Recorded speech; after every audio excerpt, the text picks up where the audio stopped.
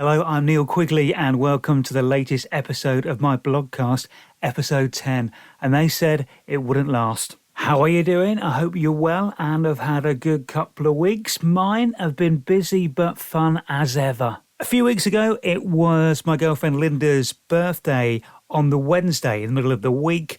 We had planned to try and do something for the weekend after. However, neither of us could get the Thursday, Friday or Monday off work. So our plans for a long weekend away somewhere weren't really working out. However, I was looking around, seeing what we could do, seeing if we could do something special to mark the occasion. As I was looking around at flights, I found that we could get flights to Jersey for a very reasonable amount. Basically, we could get return flights to Jersey and back with hand luggage only for the same price that it cost me to get into London and back during the week. Therefore, I thought that could be fun.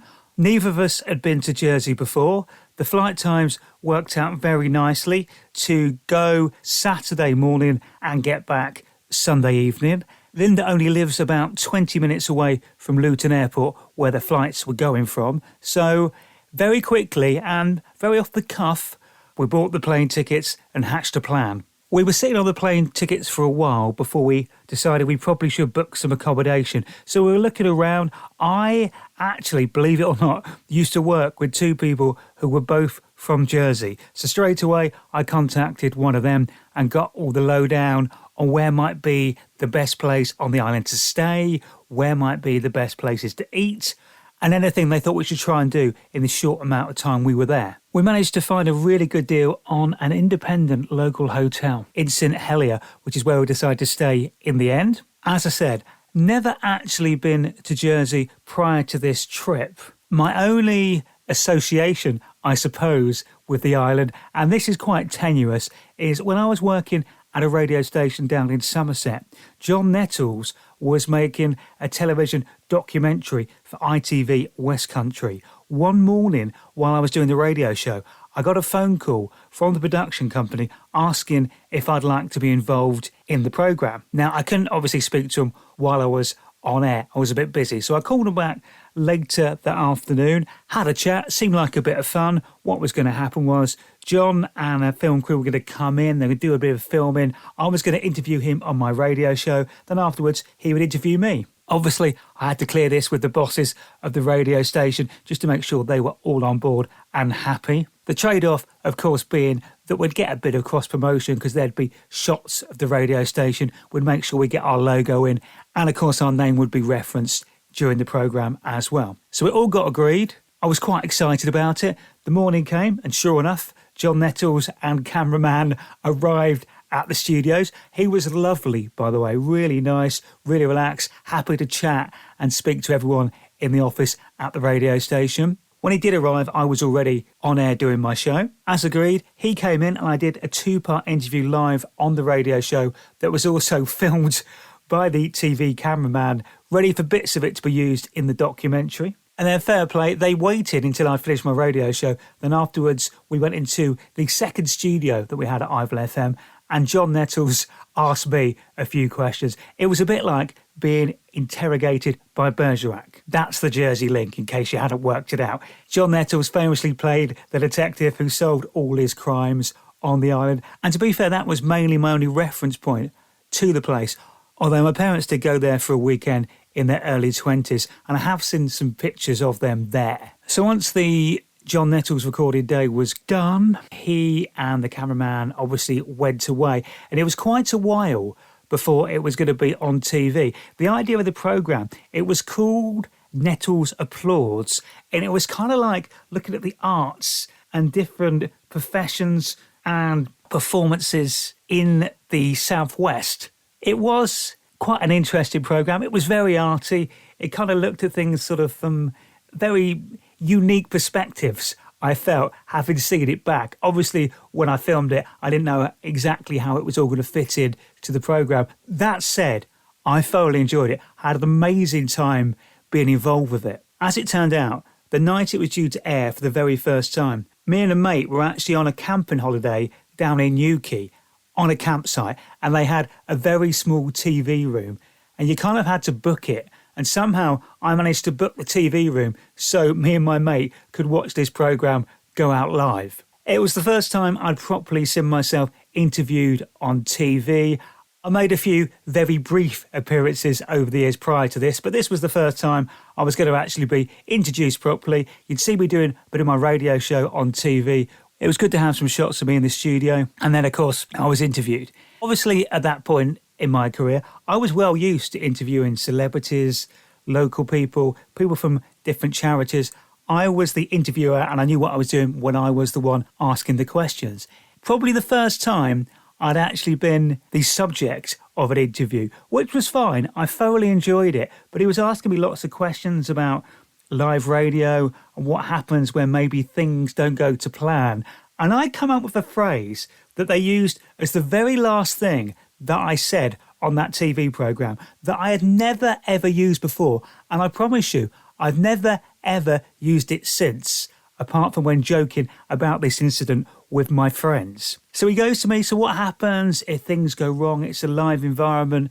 And I had some sort of answer. And the last thing I said was, you've just got to power on basically. And that's it, boom, they cut away. That was the end of my bit. So that phrase has kind of somehow stuck with me. And I have no idea where it come from. Not at all. But it's good advice. If things are going wrong, you have just got to power on basically. So back to the weekend away. We flew out of Luton at about 10 a.m.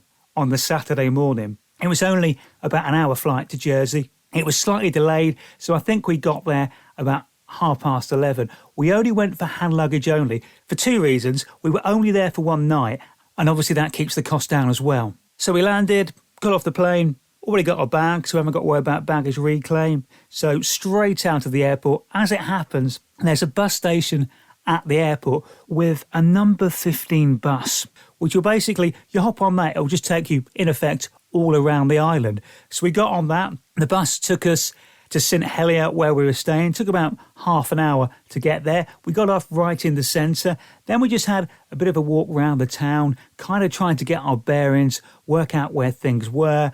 And then we went for, initially, a hot drink. And then as we had another hour or so before we could check into our hotel, we thought, well, we might as well try out some of the places you can drink, because it is quite unique, Jersey, I think, in that it is and does feel very British. However, there are lots of European-style shops and bars and eateries. So we wanted to experience some of that. So we found a more, I would say, French-looking little cafe bar where we thought we'd go. And initially, again, I was going to have a hot drink. And I did have a hot drink, but the place was so full. When we walked in, the first question the owner asked was, have you got a reservation? We hadn't, because we didn't know you needed one. He managed to sit us at the bar. So I kind of felt duty bound at that point to actually spend a bit more money there. So we decided to have a wine at that point. And we're looking at the wine list, and I generally tend to go for Spanish wines. Rioja is my favourite wine. If they haven't got Rioja, I'll probably go for a Malbec. That's kind of my two go-to wines. And there was a Rioja and a Malbec on the wine list, so I was kind of deciding between them. When the guy who owned the place, who found us the two seats, come over and we were just chatting about the wine, and he said there was a Greek wine on the list, which there was, which was new in. They'd had a wine tasting with it in the week, and it actually was surprisingly good, were his words. Now, I don't know why, because I know what the climate is in Greece. I've been there several times over the years, but I never associate Greece with good wine, with wine making, even though the climate is pretty much the same as Italy, Spain. It's not that much different. Anyway, he convinced me to try a little bit of this Greek red wine. He let me try a bit before there was any pressure to order. I had a little bit, and it was actually, as he'd already said, surprisingly good. So I had a glass of Greek wine as my first alcoholic beverage on the island of the Jersey, which, I'll be honest, I did not see coming. We then went and found the hotel and checked in there. It was called the Savoy. It was nice, but it wasn't linked to or quite as grand as the London hotel of the same name. But it was very nice. The staff were lovely in there. Room was fine. And also, we may have forgotten this when we booked it, but as part of just of staying there, we actually got a drink voucher each to spend in the bar. So basically, we got a free drink each just for staying there, which I think's an excellent idea, quite frankly. And even if they'd mentioned that when we booked, I'd forgotten about it by the time we actually checked in, so it was a nice surprise. Once we'd dumped our bags, we headed back out to St Helier to do some more exploring. We went for a walk on the beach. It wasn't the most glorious of days, but it was dry, and we always do like to have a walk on the beach wherever we are. So we had a bit of a stroll along the beach. The beach is very impressive. It's absolutely huge. And then we had a walk round the marina and harbour they have there, which was very nice, thoroughly enjoyable. And obviously, because Jersey was actually occupied by the Germans during the Second World War, there are lots of statues and lots of things that mark that occasion, including just by the harbour. They have the Tree of Freedom, a massive statue of a tree, to mark the occasion when they were free, when they were basically unoccupied, when the Germans left and things returned to normal on the island. While we were walking around as well, we also found these benches with various names of different ships on, as it turned out. But we had a bit of fun with those, because one was called Queen of the Isles, so Linda had a picture taken next to that. And because I am worryingly accident prone and often seem to be like a real life Frank Spencer or a Charlie Chaplin figure, I found one that simply said Hazard that I sat next to for a picture, which seemed very apt, I thought. We did go out and then grab another wine in another lovely little wine bar. Now, there was a surprise that I'd organised for the evening as part of Linda's birthday present. She didn't know what that was. She kind of knew that it probably involved food, which it did, but she didn't know anything other than that.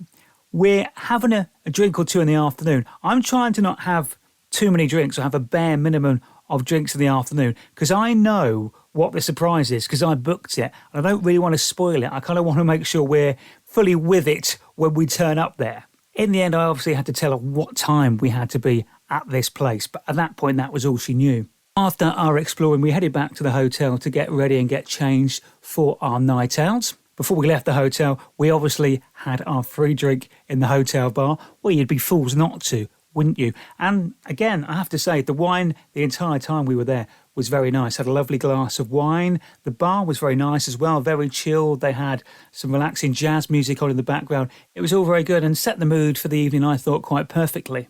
Now, my girlfriend is a big foodie. She does like all sorts of food. She likes eating out in different places where she can. Nowadays, we're very restricted if she's eating out with me, because with my celiac disease, having to be on a very strict gluten-free diet, there's only a very select amount of places that I feel safe and happy to eat in. Normally, it's only places that are accredited by Celiac UK that I like to eat at, because they've had to gain certain certificates which shows they're very good in making sure the gluten-free food is kept separate and to minimise cross-contamination, which can be a massive problem for me. So she doesn't always get the variety of places to eat out at as she'd like. She's also a very good cook herself. She has got, and this is no joke, a whole bookcase full of cookery books, absolutely loads of them. I'd been doing a bit of research of what restaurants were in St Helier and in Jersey in general, and I found that there was a Michelin-starred restaurant in St Helier, which some people consider to be one of the best restaurants in the entire United Kingdom. She's a massive foodie. She loves eating out. We don't know if we're ever going to come back to Jersey again at this point.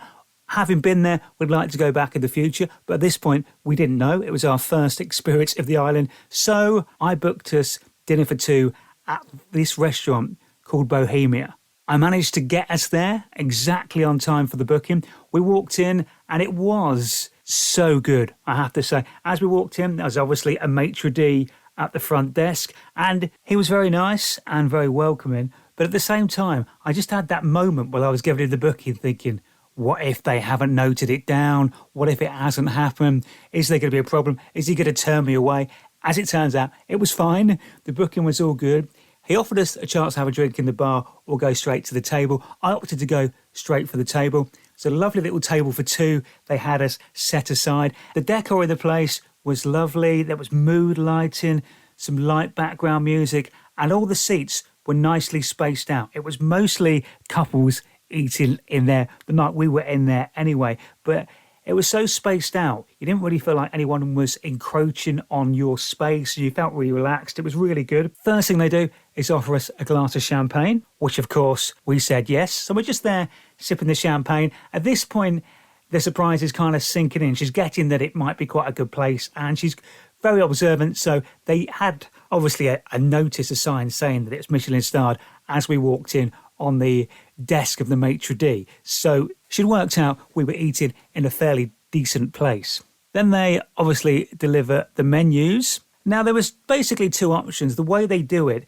is they offer you a tasting menu, a 7-course tasting menu, and you can select your own drinks. Or for a little bit more, you have a 7-course tasting menu, but it comes with wine pairings. Now I'm thinking, once we were there, you've got to have the full experience. No point at this point scrimping. So we did have the taster menu, 7 courses with the wine pairings. And what this means is you just see all of their staff. So while we were still drinking the champagne, the hors d'oeuvres turned up. This is not part of the menu, by the way. This is just like a pre-thing they're doing. So we get some hors d'oeuvres.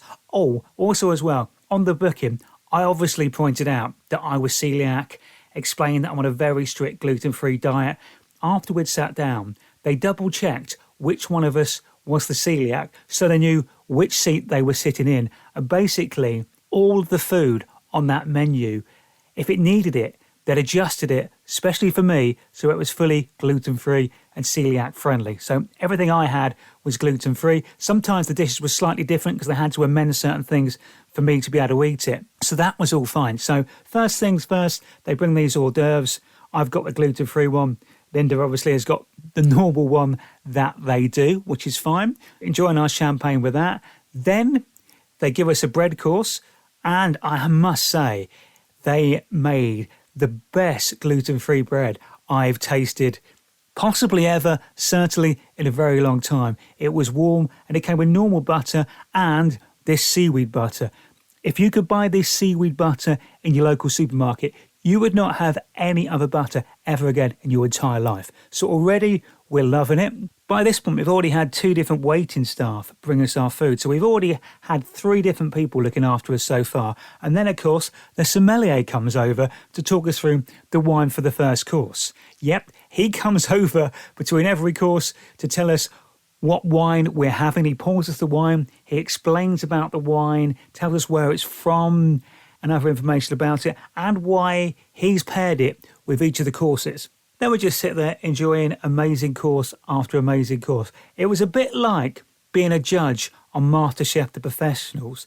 Each dish looked absolutely amazing. It was presented so perfectly. It tasted fantastic as well, of course. And every single one was paired up beautifully with a different wine as well. Now, there was an optional course towards the end to make it up to 8 courses, and that was a cheese and port selection. I mean, if you're in, aren't you? So obviously we did the cheese and port selection as well. And again, that was amazing. The selection of the cheeses was great. The port was lovely. And they amended it. So I got gluten-free crackers and gluten-free accompaniments to go with my cheese. So we got all the way through the courses. There were 2 dessert courses. There was a pre-dessert and then the dessert itself. I mean, what is not to like about that? Especially if you have a very sweet tooth like I do. And then, obviously, on the booking, I put it was for Linda's birthday. Right at the end of the meal, they brought her out a little cake with happy birthday written on the plate. It was just a nice little touch. And the even better thing about that was they made the final birthday cake gluten-free so I could share it with her as well. How good is that? Honestly, we had a great evening. The food, the service, the wine, everything about it was brilliant. Okay, it wasn't cheap. I'm not going to lie. It was very much a treat thing, a very nice thing to do to celebrate a birthday. Not something you could do every week or all the time, but as a one-off, if you're in a position ever to do it and you're over there and can afford it, I would recommend it. It was a really good food experience, had a fantastic time. Needless to say, after all of that food and the wine which came with every course, We pretty much went straight back to the hotel after dinner, but we were the last ones to leave, as ever. Everywhere I go, I always seem to be the last one to leave. We got there, the table was booked at 7:45. I think we left there just after midnight, and they weren't rushing us out. It was fine. It was, we were ready to go as well. But yeah, fantastic experience. Thoroughly enjoyed it. It was amazing. When we got up on the Sunday, we thought we'd better walk off some of the dinner from the night before. So we headed back into the centre of St Helier, and we thought we'd better get a bit of culture before we went. So after grabbing a little bit of breakfast, we went to the Museum of Jersey. While we were there, we thought we'd better take in a bit of the culture and find out a bit about the island. I'm actually quite a big fan of history, so I really enjoyed looking around that museum. At the start, they played you a 20-minute video, which basically explained the entire history of the island in various bullet points and short clips. That was really good. Then we had a walk around the actual museum. They have got lots of great artefacts there. It was very interesting. You get a good feel about how the island built up and the influences and the struggles and the way they've adapted over the years to bring money into the island in many different ways from many different industries, all of which seem to be fairly successful, to be honest. The oddest thing about it, though, for me, they had a wax replica of like a Stone Age man, and it was really freaky. It was one of those things where I was sure the eyes were following me around the room. Attached to the museum itself, they've actually got a 4-storey Victorian townhouse still fully intact, which was owned by one of the more well-off members of the society in Victorian times. So you get to have a look around that. I must say, it was huge. The rooms were massive. I could easily see myself living in a place like that. We just about managed to squeeze in, looking around the museum. Then we had to get the bus back to the airport to get the plane home. So it really was a whistle-stop visit. We were there in Jersey about 26 hours, but I think we got a lot done. I really like the atmosphere of the place. It looks great as well. There's lots of things to do. You could definitely go back for longer,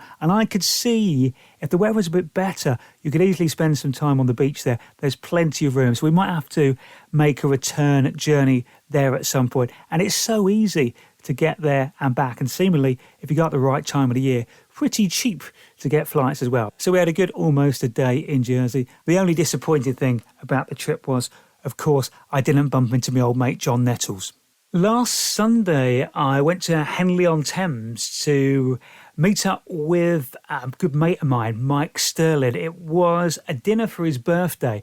Now, me and Mike met, again, I mentioned the radio station earlier, when I was working at Ivor FM about 15 odd years ago now, maybe a bit longer.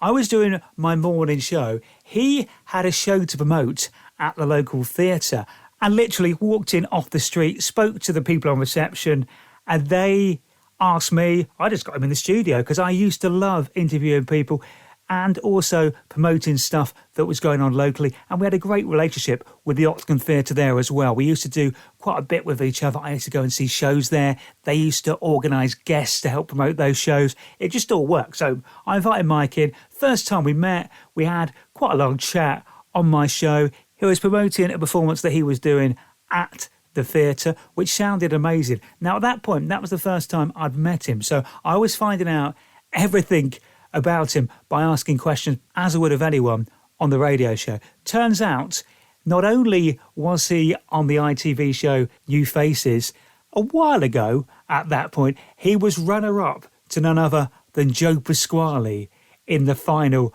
of that year's TV competition. But on the back of that, he'd already established himself as quite a performer in his native Wales. He was gigging a lot, doing a lot of performances, and a trained opera singer as well. Off the back of the TV talent show, he actually ended up ultimately playing the Phantom in Phantom of the Opera in the West End and in Manchester. And also as well, he was in Les Mis for several years, and he did play the lead role, Valjean. He was, again, in that role in the West End and in Manchester for a bit as well. And he's done lots of other stuff. He was in Allo Allo. He was actually one of the Italian army officers in that as well. And He is a mate, so I'm a bit biased possibly, but he does have a fantastic voice. So that's how we first met. We kept in contact from that point. I went and saw that first show, was blown away, and I've seen him perform many, many times in lots of different shows and in lots of different performances since. And I just think he's fantastic. In fact, I rate him that much, I actually managed to book him to perform at my 40th birthday party. He came along and did about an hour's worth of songs for my friends and family at that do and went down an absolute storm. I think one of my highlights of that, this gives you an insight into the sort of person I am. I wanted to put on a variety show for my 40th birthday for my friends and family. So I compared it and did a bit of stand-up comedy. I had two singers, Mike and another girl who I'd worked with before, Nikita, and I had a comedian on as well. So I was trying to create a like Sunday night at the Palladium kind of vibe, and the finale of which I'm a massive Morecambe and Wise fan. Mike can sing, I can't sing, but somehow I convinced him for the finale of the show for me and him to sing Bring Me Sunshine. I don't care if nobody else enjoyed it. I had a fantastic time. It was absolutely brilliant. Thoroughly enjoyed it. So I went along to Mike's birthday thing. We had a great time, had a few drinks, bit of a chat, bit of a catch up. It was great to see him. And hopefully I'll get to see him perform again in the not too distant future as well, because it's always fun to see him perform and I love it. He's got a fantastic voice. At some point, he needs to actually be able to teach me. He does do a bit of vocal coaching. He needs to teach me how to sing one song. So at least I can go to karaoke and just be able to sing one song okay. That's all I ask. Last time I tried some karaoke, I think I nearly cleared the bar down in Bournemouth, and I've been a bit too scared to do any since, if I'm honest. As ever, being a Spurs fan has been as up and down and as mixed as ever. We managed to crash out of the FA Cup and the Champions League within the space of a week, but we have managed to win in the league since at least one of the two games we played since those cup exits. It's just a roller coaster being a Spurs fan. I do thoroughly enjoy it. The other thing I do enjoy is my horse racing. It was Cheltenham this week. I did go along, and I'll tell you what happened when I went to the Cheltenham races when I speak to you in a couple of weeks' time. Just the usual reminder that you can listen to me on the radio Saturday afternoons at radio9springs.com between 2 and 4. That is it for this week's Blogcast. Have a good couple of weeks, have fun, chat and laugh with friends, and look after yourselves, and I'll speak to you soon. Thanks very much. Bye-bye.